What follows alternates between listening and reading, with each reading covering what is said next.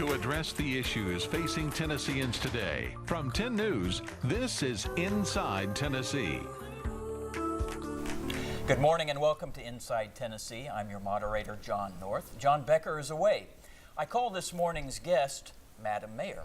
That's because Madeline Rogero has been the mayor of Knoxville for the last 8 years. She's in her final days in office now, a time that's seen a lot of change, some of which has probably directly affected you. Madam Mayor, welcome. Thank you. We're glad you're here, and we'll be spending the full show talking with you. But before we get to that, I'd like to introduce our panelists this week. On the far right is Don Bosch. He is a lawyer and a Democrat. Good morning, John. And right's only physical, not philosophical. It's true. And sitting next to him is Mike Cohen, who is a Republican and a public relations consultant and political consultant. Morning, John. How are you? And he's wearing his Beatles socks, and I forgot mine. Abbey Road, 50th year. It's awesome. Thank you.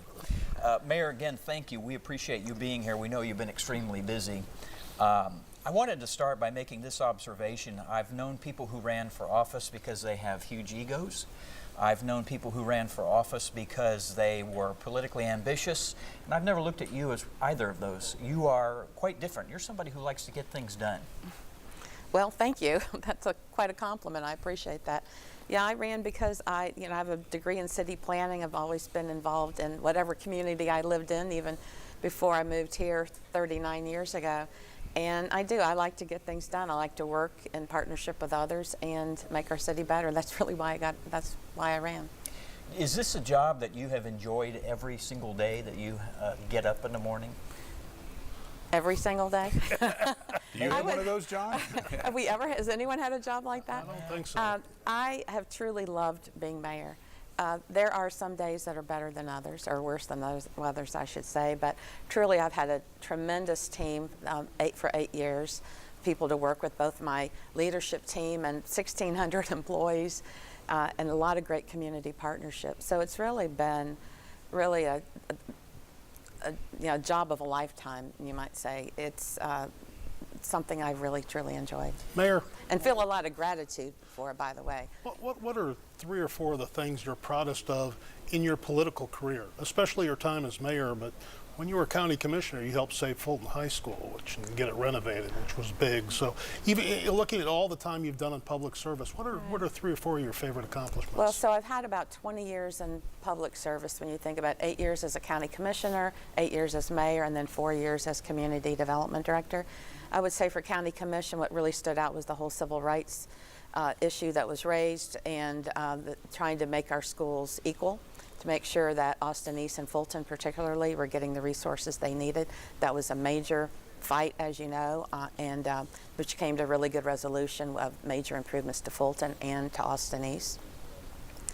As community development director, we focused a lot on affordable housing and on making affordable housing more energy efficient, which is important if it's going to be affordable. Blight remediation, really working in the neighborhoods and along the old commercial corridors to start that whole the commercial facade grants and such to get a lot of the revitalization back again. It was a great privilege to work in Mayor Haslam's administration. And then as city mayor, I was reviewing with some folks today all the different projects. We started, you might remember, with pension reform, which we saved the pension plan, which I think was very important, but we right-sized it, you might say, for the future, so it would be sustainable. It's something that police and fire and general government employees could feel more relief that it would be there in the future, and it's something that taxpayers can afford. We ended with the zoning ordinance, really with RECODE, another major initiative. Took 3 years or so to make that happen, but there's a reason why mayors only do it every 50 years or so, because whatever you do related to zoning is controversial. But we had an extremely good council that really that worked on it. A lot of community partners, went to 90+ meetings and hours of council meetings, going literally page by page and word by word to try and get it the best it could be, knowing that, like any zoning ordinance, it will be changed as time goes on and we see better ways to improve it. But to start with pension reform, major change, which voters had to pass, and to end with a zoning ordinance. There's a lot of things in between.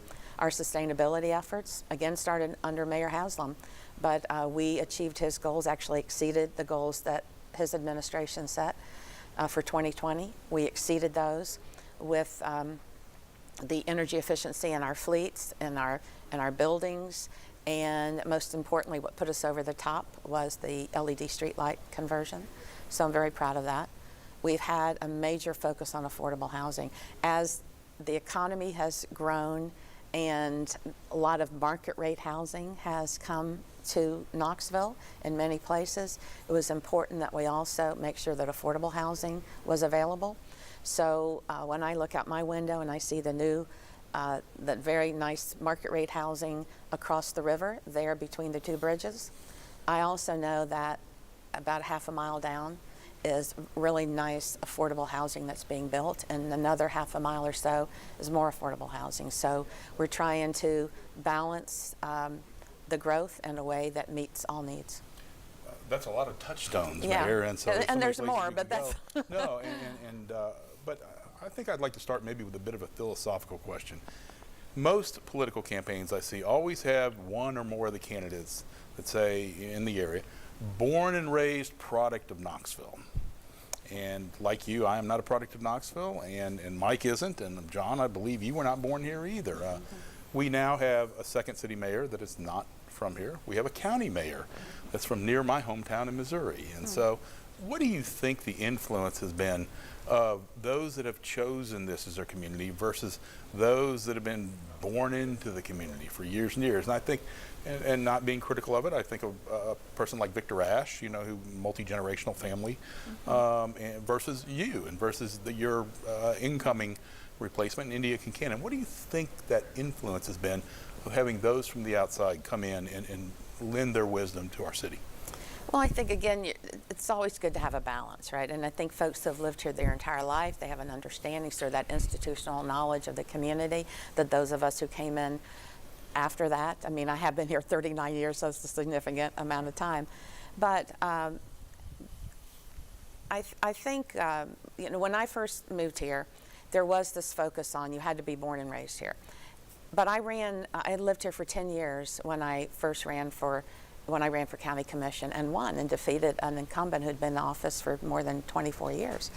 So it was already starting to change. I think anybody, whether you're born here or you come from someplace else, if you're actively involved in the community, you have your pulse on the community, you get involved and you make a lot of connections, you know, anybody can win.